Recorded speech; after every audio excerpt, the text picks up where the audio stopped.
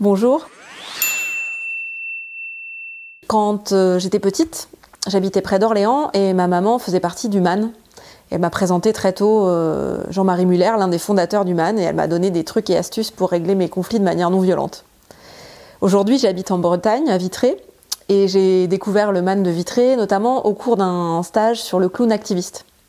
Et c'est là que je me suis rendu compte que moi, dans mes métiers de coach, de formatrice et de metteur en scène au théâtre, il y avait un peu de ce clown qui se baladait. Pas vraiment le clown activiste, mais plutôt un clown politique qui prendrait la parole avec un regard décalé pour nous faire voir tout ce qui est absurde dans notre façon de fonctionner.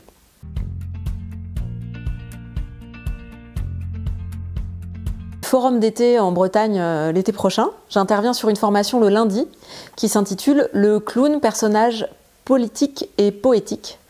Ce que j'ai envie de vous faire partager au cours de cette formation, c'est de vous connecter aux super talents du clown, qui sont de s'émerveiller, d'être naïf, parfois d'être très en colère, et donc d'aller atteindre une partie de vous qui serait la partie sans filtre, pour regarder comment ça pourrait nous servir dans des actions peut-être collectives qui nous relient, si vous voulez l'utiliser de manière politique. Donc il y aura une partie plutôt pour réfléchir à tout ça, une partie où je vous raconterai mes expériences de clownette en vadrouille, et une partie d'expérimentation, si vous le souhaitez, où vous pourrez vous-même devenir des clowns poétiques et politiques.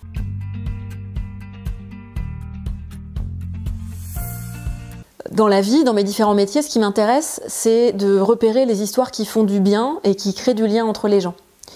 Vous avez sûrement remarqué qu'on partage des histoires avec les gens qui nous entourent, et il y a des histoires qui nous aident pas beaucoup, du genre il faut souffrir pour être belle, ou l'avenir appartient aux gens qui se lèvent tôt. Quand, comme moi, on se lève tard, c'est pas très motivant. Mais il y a aussi d'autres histoires qui nous font du bien, comme par exemple seul on va plus vite, ensemble on va plus loin. Et il y a des histoires qu'on se raconte sur nous-mêmes qui peuvent nous motiver ou nous retenir.